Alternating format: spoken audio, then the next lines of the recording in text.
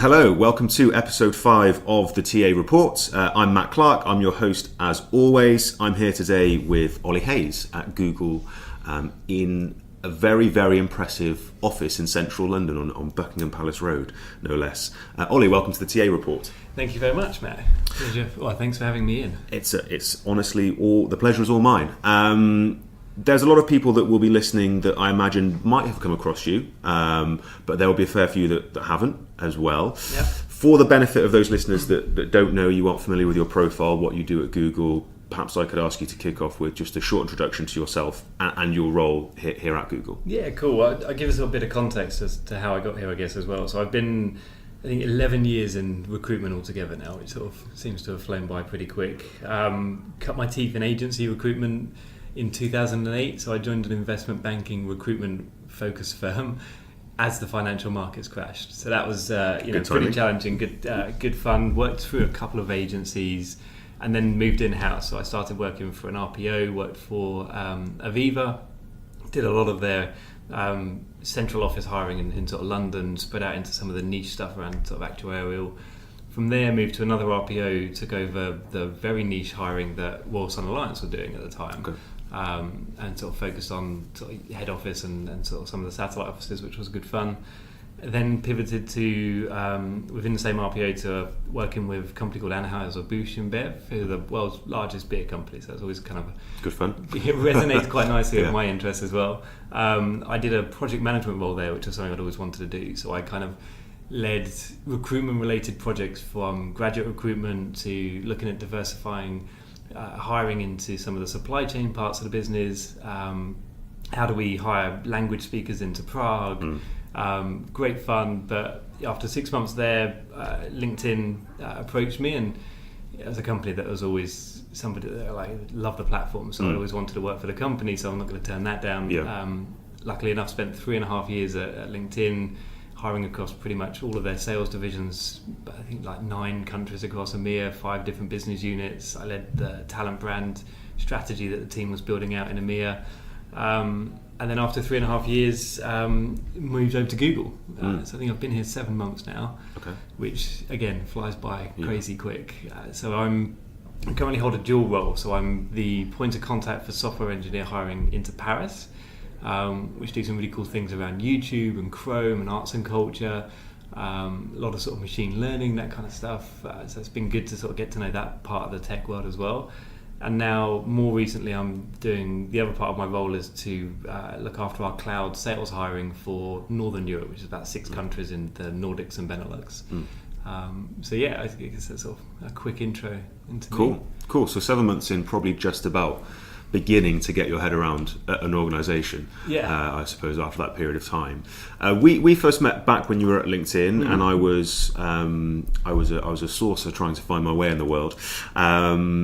You obviously, you've been at Google now for sort of 7 months. What does a day in the life of someone recruiting both tech people and I guess now salespeople at Google look like, if there is such thing as a day in the life? Yeah, I guess doing the 2 roles at the same time, like the sales piece is just kicking off now, but it makes for sort of a pretty busy time. So managing my day across 2 very different parts of our business is quite challenging, I suppose, but I'm getting my head around that. What I love though is the business acumen you build up by getting to know different parts of the business.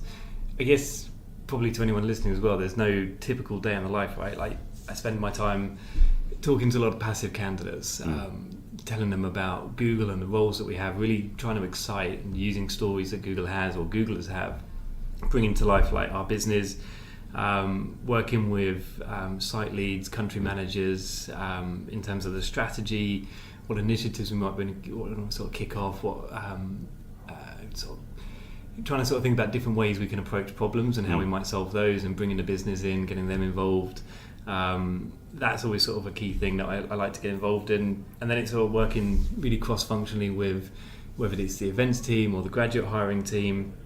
I always sort of try and make sure that every day I'm networking with somebody different in the business, ideally in my wider team, because there's a lot of people in Google London. So I like to sort of get that face time in, really sort of get to understand their day, their challenges, how the crossover sort of works, where we can help each other out. and I'm also trying to carve out some time where possible as well to sort of think about, right, where am I on my yearly plan? Where am I on my quarterly plan? Are we hitting the milestones that I set out at the beginning of the year? Are we making the progress that I wanted? And if not, what should we be doing? Who can I work with to help us achieve that? And, a successful or productive day to me, kind of sitting on the train on the way home going, that felt productive. I hit some milestones. I've moved things forward. Yeah, I think no day's the same, right? It's different. You take what comes. I think what I've learned about tech companies is it's always going to be pretty ambiguous. Yeah. So you got to sort of manage that in as well. But it's good fun.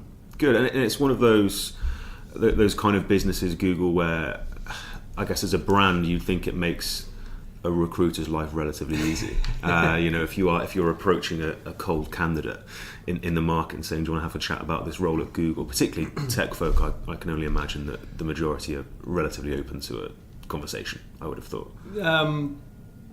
I'd say it goes sort of two ways. I think having a brand like Google behind you, absolutely helps. Like when you reach out to somebody and say, I'm a recruiter at Google, I'd love to talk to you about teams that we have that could be interested in your profile. Like your profile stood out to me because of these reasons. That definitely goes down well. But I think there's an element of not getting too complacent and just relying on the brand. I think for me it's always about how can you really personalize the message, like hyper personalization. I think it's talked about a lot these days, and looking at a candidate's particular experience and then aligning that to a particular role or team or project that we're looking for, whether it's like the need that's there right now or the longer term 6 months, 12 months further down the line, and how can you build up that engagement. The name helps, but I think you've really got to personalize and bring them in, and I think if you can excite somebody, that's I think the key part. There's so many cool companies out there, whether they're startups or whether they're big multinationals. A lot of companies are going through changes as well, where they've maybe seen a sort of one way in the past and now they're reinventing themselves. And obviously you don't know people's individual circumstance or plans or preferences or passions. So I think you've really got to try and excite people. So telling stories is something that I think you and I sort of touched upon when we first met, right? I think that's the key thing to bring people into the business. It's one of the things I love about working at companies like Google and LinkedIn and House of Beauty in the past is that there are so many good stories to tell. And that if you can bring that to life, show people what it's like to really work at a company rather than just this is the brand name. How can you show what it's like inside and bring that to life, and you make your life easier. And that's obviously something that I imagine that recruiters at Google are very good at, is that storytelling. I think for a lot of people, I guess what Google calls people operations, it's held up as a real, I guess, high standard in the marketplace. A lot of people will have read Work Rules by Laszlo Bock. They'll have visited the Rework site that Google kind of has just published all of their kind of HR practices on, essentially. I guess I'm interested to understand, now that you're an insider in the organisation, what you think that Google do really, really well from a talent acquisition perspective, and maybe alongside that storytelling piece. So I think one of the sort of key things I think as well is the passionate people that we have in our wider team. So there's a really sort of big team that works around us, a lot of cross-functional teams, but it's that diversity of background and thought that I think that adds really good value, plus the wealth of experience as well. And the size of the team definitely doesn't help, right? You've got a lot of different people doing a lot of really cool things that if you can tie that together into your strategy, that is always going to pay dividends. I think, you look at sort of the past hiring years of Google and how many people we hired last year, like it doesn't come easy to hire that many thousands of people, right? It takes a village, as they say. I think one of the things that I loved about Google and reading sort of Laszlo's book before I joined was around the hiring committee, which I kind of got a sense of from the research I'd done before I joined, but it's only when you're in-house, like physically sort of sitting at the desk, that you sort of get a sense as to how it actually works. Google's hiring committee happens at the end of the interview process. So we provide all the information to a group of very senior individuals within that part of the business. So it could be very senior software engineers, for example, and they go into a big discussion around every single person that Google looks to hire, and it's really taken a consensus-driven approach. And it's twofold as well, really. It's making sure that the people we hire, we're going to set them up for success. So we know that in the short term they're going to come in at the right level, they're going to be successful. In the long term as well, we can see them like thriving at Google. So like 10 years down the line, are they still going to be able to create new opportunities and drive into new projects? And then the other side is sort of looking at Google's side, and are we continuing to set the bar at the right level? Are we continuing to bring in people that bring in the right type of experience and can continue to drive our business forward? I think the hiring committee is something that is definitely a really interesting piece, and I think Google do that incredibly well. It's a very thoughtful way to hiring. I think the other thing that I've really sort of loved about Google is the size of the company can be a little bit daunting, I think, to somebody new joining, like it's 100,000 people, or give or take. But navigating your way across regions, so whether it's the Americas or whether it's APAC, collaborating with different teams, collaborating with colleagues in different parts of the world is seamless, really. If you've got candidates that you're talking to and all of a sudden they say, do you know what, I've had a life-changing event, I'm moving to the other side of the world. Brilliant. Let me help you find a team and a home in Google in Sydney. And you can make that happen remarkably simple. There's so much thought put into how Google works, how we collaborate, how we work cross-functionally, that these kind of things have been thought about so much, and there's always people looking at how can we continuously improve on what we've already done. That collaboration piece, I think, is vital to any success of any business, and I think we do that incredibly well here as well. That makes sense, and I think I don't know if it's kind of a chicken and egg situation. I don't know what came first, what came second, but I suppose the idea of hiring by committee in and of itself gets a huge amount of people very involved in the talent acquisition agenda, right? Lots of people are involved in hiring one person as a ratio compared to most organisations. That presumably helps drive a real culture of, I guess, talent first thinking, for want of a better phrase. No, definitely. I think every company wants to sort of tap into referrals, right? That's sort of one part of how you can bring everybody into it. I think the other part is the hiring committee, for sure. I think it also means that, I certainly had it when I joined Google. I had the imposter syndrome for sort of good 2-3 months.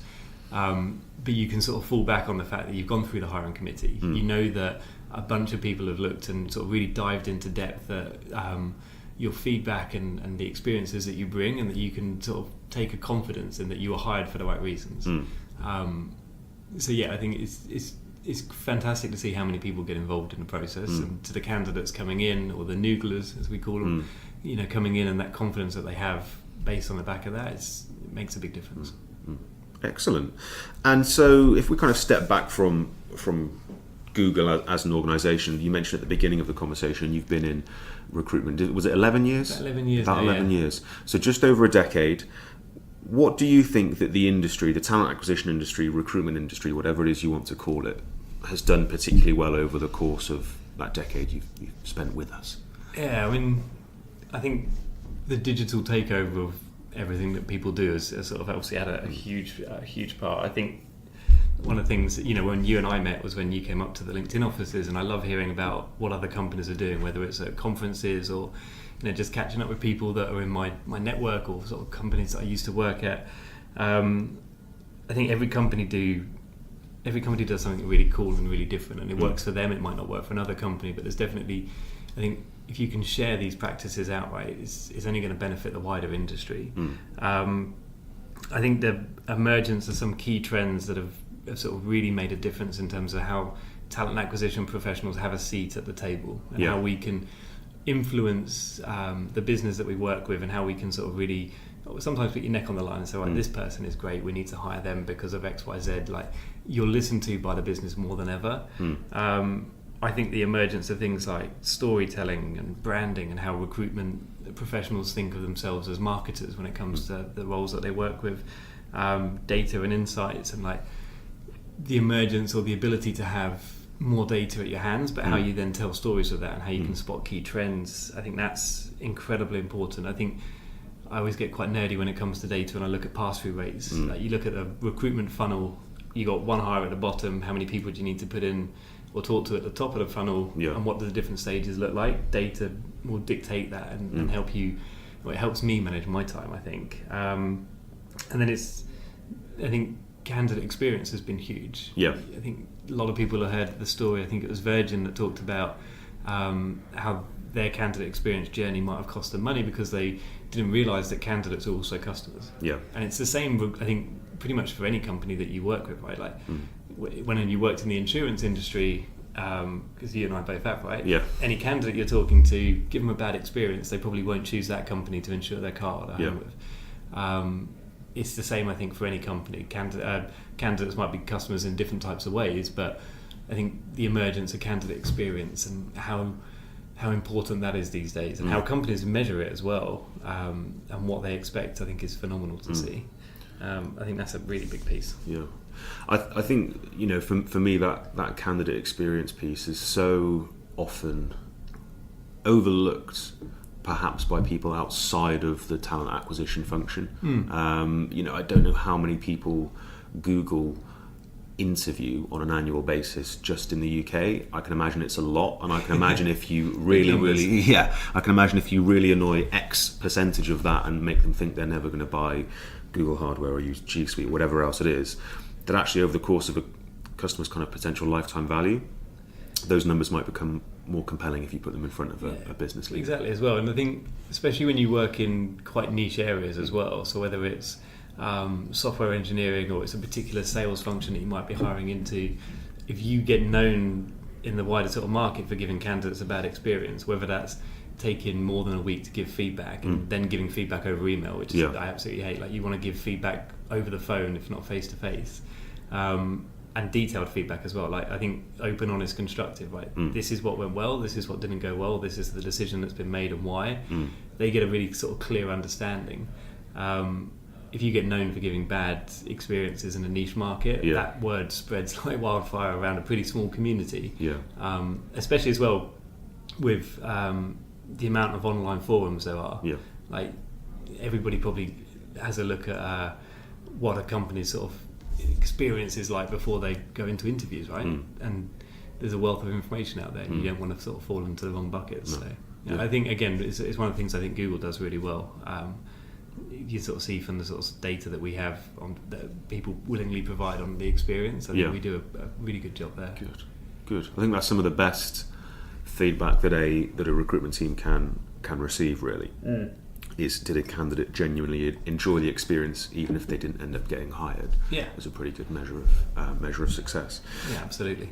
So that's sort of where you've seen progress over the last decade or so in the industry. If we kind of shift gears, if we fast forward now and we talk about the future, let's maybe not go 10 years into the future because it could all get a bit nebulous, but over the next 5 years perhaps, what most excites you about working in talent acquisition, and if you want to talk about it specifically at Google, perhaps? I mean, I think, again, it's the emergence of all these companies that are coming into the fray, focusing on sort of some of these different areas, right? So there's a lot of companies that are out there that focus on branding. There's lots of companies that focus on gamification. So Piemetrics is one that sort of springs to mind that I've had a bit of experience with. I think everybody loves something that's gamified, right? Like, you can challenge yourself. I think bringing that into interview processes, bringing things like video interviewing into processes, those will free up a lot of recruiters' time to be able to focus on other things that make a big difference. So rather than just taking an open role and then filling that open role, how can you think about projects and initiatives that make a big difference to your company's plans on like a longer term basis? And how can you run events that really showcase your culture and your organisation? I think if you've got time to do that, and a lot of AI and stuff like that can free up it, you've got to be wary, I think, as to how much you let things automate and how much you sort of let things stay within your remit of control. Or maybe it's how comfortable you are to let things go, right? Maybe that's just me. I think there's definitely huge improvements that artificial intelligence and machine learning can make in terms of, you talk about CV screening and stuff like that, and scheduling interviews and things like that. But equally, I think you still need that human element, right? Nuances will get missed, or experiences will get missed. I don't think people will be happy talking to chatbots when they've got certain things, but equally, in the future we might not know we're talking to chatbots. So I think it'd be exciting to see what different companies come out with. I think you've got big companies that are investing in their technology that they have, so whether it's platforms like LinkedIn, or whether it's sort of new startups coming into to sort of the fray and sort of talking about branding or storytelling or gamification and data. I think those will be big pieces. Yeah, absolutely. I think, with all things AI and machine learning, because that's one that comes up all the time when I ask this kind of question, I think it's scary because there's been some kind of relatively high profile failures of such kind of technology, but I guess that is the nature of technological change. It's never exactly smooth. There's always hiccups in the road. Yeah, and I think if I'm a big believer of if you don't try something, you'll never know if it works. And if something fails, and obviously a lot of companies have launched products or a lot of initiatives have been launched that haven't worked out as a company intended. And I think if you presume that company had good intent behind what they were looking to do, then if that company is then looking at this didn't work, but what was the why behind that? What was the feedback? What did the data tell us?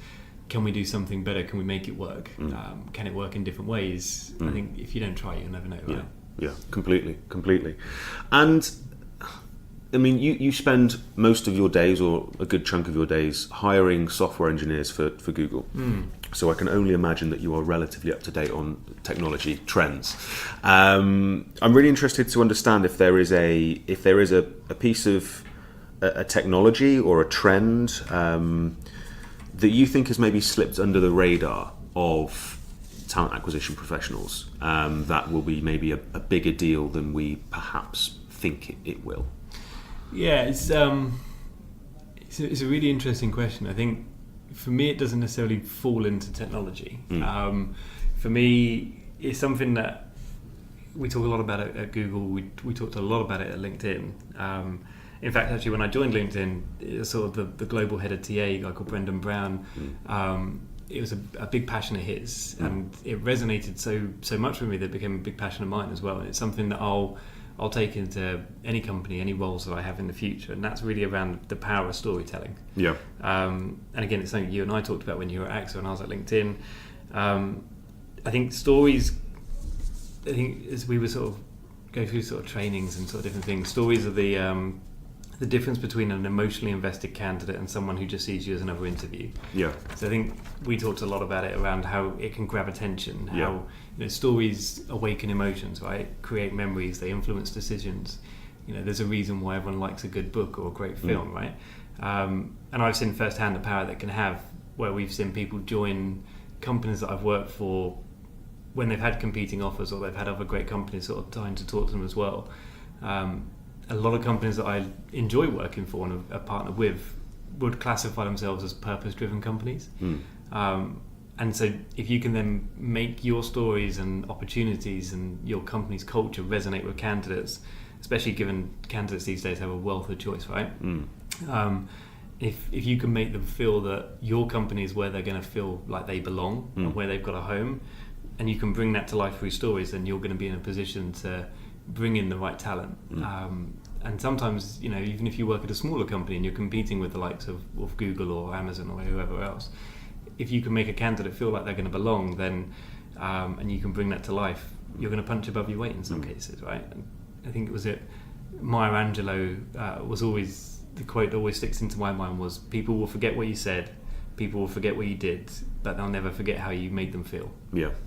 And if you can get a candidate so genuinely excited about not just the role, but the company, the culture, the people, the future, that'll make a big difference. And I think you couple that as well with employer branding. I think there's a huge amount of companies that I respect that do this incredibly well. I think the number one constraint every candidate faces when they think about joining a new organisation or you're interviewing in a new company is that you might know the brand of the company and you might know the products or the work that they do, but you don't actually know what it's like to sit at the desk in that company surrounded by the people, right? If you can bring that to life and showcase the culture, use social platforms, deliver inside views and bring that piece to life, that's going to make a huge difference to the candidates who come directly to you or respond to passive outreach. So I think a couple of those two together. I couldn't agree more. I think that is it's so interesting that someone in your position recruiting software engineers, working in a company that's as techie gets, your answer to the question is immediately it's what recruiters can do better. It's not there's this new gadget, there's this new software, there's this, that, and the other that we can install on our Google Chrome browsers to find the right candidates. Actually, all about, do you know what, we have to make an emotional connection with candidates, and that that's the kind of thing that you. I might be the anomaly. Maybe. I think we talked about software engineers, and it's not a field that I've worked in sort of previous to joining Google. Understanding the motivators of different people is the key thing, right? Like, so what motivates a software engineer is going to be very different to what motivates a sales professional. But a lot of people, I think, maybe this resonates with you, and maybe the sort of people listening. Most people that I talk to, especially passive talent, like, why are you engaging in this conversation? What made you apply? Maybe a lot of people say it's about they don't sort of see the next role for them in the company. Yeah. And you bring that to life. And you're making life easy for yourself. Yeah, and sort of continuing this train of thought, then the talent acquisition function of the future. What do you think that will look like? I have my own particular views. I think that there will be essentially professionals in talent acquisition teams that resemble digital marketers and product managers, etc., etc., and you won't have resourcing business partners as such anymore. In your mind, what do you think the future of the talent acquisition function looks like? I think to a degree, bringing more people in that can cover marketing type functions is great. There's a team at Google here that works on running events, and having a team that's dedicated to that has been hugely powerful, because in previous companies, when I've wanted to run events, you kind of do it on your own or do it with other people, but on top of what you're currently doing. People that focus on the marketing side and how you can push that message out, I think that's the key thing. If you've got, again, it's whichever company you work for, whichever industry you're working in, you're not the only company, right? You're always going to have competitors. Being able to position that in a proactive way to the talent pool that you might be looking to hire. I think marketers play a big role in the future of recruitment. Technology obviously will, in terms of how quickly and efficiently people can move, and the speed and what it frees up in terms of taking out some of the more mundane tasks maybe, and giving you more freedom to get involved in cool initiatives and actually making sort of significant impacts in terms of companies' milestones. But yeah, I think the human element though of having resourcing business partners face off to the business, I think that's a key thing. It's one of the things I always loved about recruitment, is that when I was early days recruitment, first ever job, my client groups would be first level hiring managers, for example. The more senior you get, you might be facing off into country managers. It's understanding as well what drives them, what do they care about, and then how you can kind of bring that together and sort of showcase to them that you're partnering with the business and not just order takers. You're a true business partner. Yeah, I absolutely agree. I guess when I say I'm not sure that resourcing business partners will exist in the future, I guess I mean in their current guise and doing the activity that a lot of resourcing business partners currently do. Because you're right, that kind of value add, facing off into the business, consultative approach, being an expert in the market, but also understanding the wants, needs, desires, emotional journey that a senior hiring manager goes through, for example. That will all remain, I think, really, really important. I think some companies that I've worked with in the past have talked a lot about it as well, and it's the ability to build out strong workforce plans. So not just what are we doing in the next 12 months, what are the business goals, whether it's revenue or product launches or whatever it might be, but what does 3 years look like? What does 5 years look like? Every company seems to have a long-term business plan.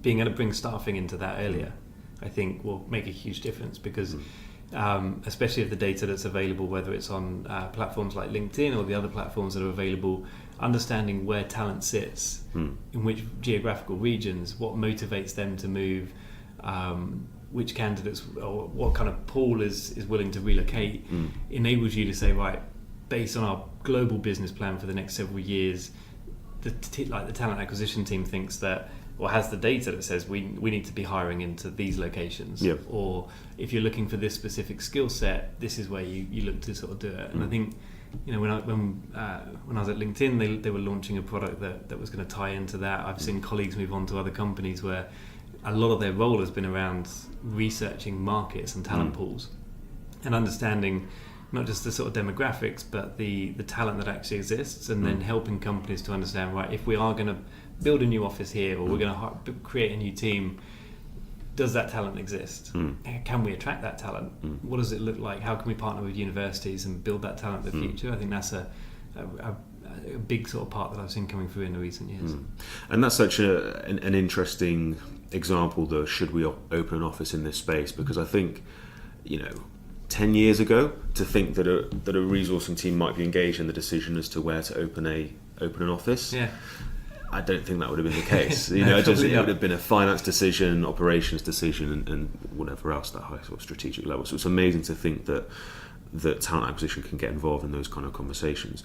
You sort of mentioned LinkedIn there and sort of various platforms, and obviously, working at that level and getting involved at that strategic level is enabled by recruitment technology. That's what enables resourcing business partners, TA people to get involved. From where you're kind of sitting, what do you think the future of recruitment technology looks like? I know that's a very difficult question. I'm asking you to predict the future, but do you have a strong view as to where you think sort of recruitment technology will end up in sort of 5-10 years' time? I think you touched upon it a little bit earlier, but I think any company that's looking to make their recruitment teams more efficient and deliver impact at scale, I think is where you're going to find good synergies with the sort of recruitment technology space. That we talked about automation, AI, machine learning, sort of coming into that. I'm a big fan of gamification. Like if somebody can gamify something for me, they're going to get me bought in. It suckers me in every single time. Heineken did do you remember this? Heineken did a game almost online where you sort of click in, go through different doors, answer questions, and it kind of drives you into sort of different career paths. And I thought that way of playing that game is phenomenally just a really cool way to engage people. Google do something similar in terms of how we engage coders. I think that buys into a lot of people. Heineken sort of did it. I think there's obviously a whole bunch of companies that do it. Pymetrics have obviously got a big into the gamification space.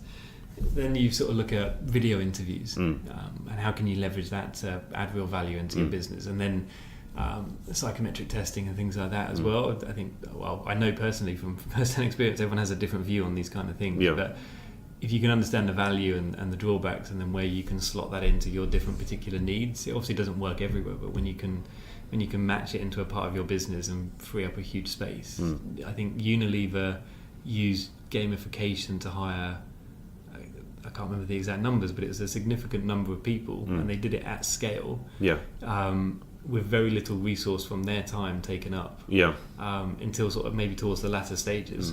And it's a phenomenal example of how you can hire a lot of people that add great value to your business, gives a great candidate experience, and does so at scale. And every company's looking to do things at scale. Like everything's always, how can we scale this regionally, globally?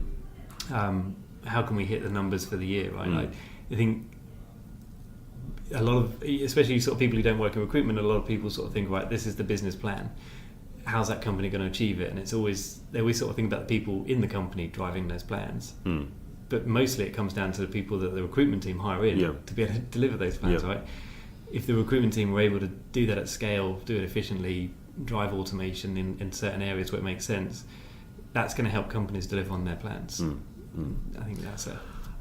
I think that you're right about things have to scale and work across an organisation, and I think it's really important that, and I'm not saying that it is, but stuff like gamification doesn't become sort of gimmicky, and you're kind of doing it as let's test it in a small way, but actually these tools, these solutions can scale and work across an organisation. Obviously you have to apply them in different ways, and I think that's a real challenge for a lot of recruitment technology leaders. Am I right in thinking, was it Google? I saw somewhere, years ago now, with the billboard in Silicon Valley with the puzzle on there, and if you followed it, you ended up at a URL, and there was various other like math challenges. Was that Google or? I think that was Google. That was probably a while ago. I think you and I both got that from Laszlo's book, right? Yes, possibly. Probably both. I certainly read before I came here. I think it was Google, but I'd have to sort of double check. I'm not sure. I think if I recall correctly from the book, the lesson learned was, don't put those kind of things up on the side of motorways. Yes. Gamification done wrong. Not necessarily the right way to engage an audience when they're driving at 70 miles an hour. But I think you evolve that into sort of future state, and with the power of search engine, the Google search engine, right? Like if somebody types in something very niche and particular, can you do the same thing but do it online? It's a great way to sort of get candidates, and I think it's a great way to find non-traditional types of profiles, right? Like I think everybody likes a challenge, and it doesn't have to be coders who answer a coding competition. It could be anybody who goes, I've got good problem-solving skills, I can have a go at that. I guess to kind of almost extend from there, then you work for this iconic Silicon Valley brand. You recruit people into sort of software engineering teams. They'll be working on some of, I guess, the coolest challenges out there. From what you kind of see in the rec tech market and solutions that I'm sure people try and sell to you, or you see at conferences or whatever else, how do you think the recruitment technology in industry and the solutions out there are comparing to the real kind of cutting edge stuff that you're seeing coming out of Silicon Valley? Is there a big gap there? Is there a lot sort of ground to close? I don't think there's a huge gap, to be honest. I think I probably see more synergy and crossover, but maybe that's partly because of having worked at LinkedIn and Google, that are both iconic Silicon Valley companies. And I think you mentioned at the beginning as well, right? Like Google's heavily invested into the recruitment space and how can we do things, and obviously there's platforms they're looking to build. LinkedIn is completely synonymous with recruitment and the technology that was coming out of these companies, and I think it's how can you make life easier for candidates, and how can you make life easier for the recruiters, and that ultimately aids the company that you're working for, which in most instances will help economies as well. Like I think there's been a huge talk recently, especially when you just talk about Silicon Valley, that it's a very saturated market now. How can you explore new geographical locations, and people are opening up offices in different parts of, not just like the US, but different parts of the world, right? In the UK, there's big hubs in Birmingham and Manchester, outside of London. I think there's a lot of crossover on how companies leverage sort of the technology platforms that are out there. I think we were all taught at early days in our career, how do you x-ray Google to find the right talent, right? I think technology companies will continue to create technology that aids the recruitment space. The rec tech space will only get bigger and bigger. Companies will focus on the niche areas around branding and data and gamification, but I think there is a big technology crossover, and it's evolving so fast as well, right? So I think we'll just see nothing but more companies coming into the space and quickly. And then, I do love it when I get messages on sort of LinkedIn or through email where people are saying, I would like to talk to you, or sort of looking to sort of pitch a new product. It's not in my wheelhouse to make these kind of decisions yet, but it's some of the technology that you see coming through is fantastic. Whether it's what was the one I love recently, where you can plug in a job description and it will automatically analyse that to tell you whether or not you've used gender neutral wording, whether it's overly masculinated or whether it's going to appeal to certain audiences. Things like that just 10 years ago didn't exist, right? 10 years ago probably wasn't even being thought about. And you look at some of the words that it might flag up and say, right, that is, you might want to think about replacing that word with this word because it resonates with a wider audience. Day to day that's going to probably fly straight past you, but actually very quick, easy technology just to plug straight in. Where technology needs to be careful is with, especially in Europe, right, with GDPR. There's probably a lot of tools that were used years and years ago that were probably illegal to use these days. In terms of how you find out data.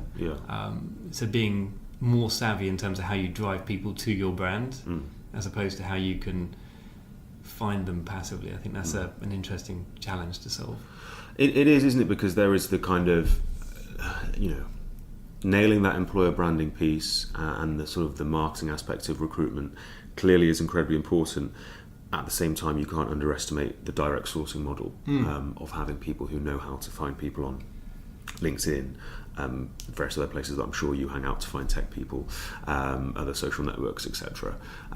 Balancing those two, I think, is really, really important. And for me, I've people who listen to this podcast will be sick of hearing me say this, but kind of, integrating tools in a way that doesn't damage candidate experience, Yeah. and understanding that there's not going to be a one solution for everything, and you need to create kind of an ecosystem within your recruitment function that works and isn't fragmented and basically a kind of horrible minefield to navigate as a candidate, and actually helps the process along rather than just being, that's a shiny piece of tech, let's bolt that on. That's a shiny piece of tech, let's bolt that on. How do you create those joyful experiences? Exactly, yeah. I mean, joyful experience is a great way to look at it, right? Because we've probably all been there, and I'm sure people listening in as well will have been there, where you see a great role on whatever platform you choose to apply, and then the actual process of applying is so painful that you choose not to. I think just making that piece is so simple, but I think can often be overlooked in a variety of different ways. I think sourcing teams that I've worked with, or had the pleasure to work with, really, because the work that they do is phenomenal. I'd like to think I'm pretty good at finding niche talent on my own, but when I sit down with some of the sourcing teams, like the ways that they go about it is phenomenal. Their knowledge of certain industries, their knowledge of different platforms is outstanding to see the work that they do, and the work that you were doing at AXA as well. That's very it was great to sort of see how you were looking to sort of engage, I guess, especially sort of like senior level candidates. But I think there's also that big piece of how companies are proactively addressing that as well, right? Because to me it goes hand in hand. You've got a great sourcing team, but if you can put more information proactively in front of the audiences that you want to hire, I think Spotify do a great job of this. I think if you can sort of almost soften the ground up, if a candidate knows what your company does, what the culture's like, and then they get an outreach from a sourcer in a company, again, it's all about making life simpler, right? Yes. I think if you can work more efficiently and smarter than just working harder, if you can tie those two pieces together, and then make it a fun experience when candidates actually want to apply.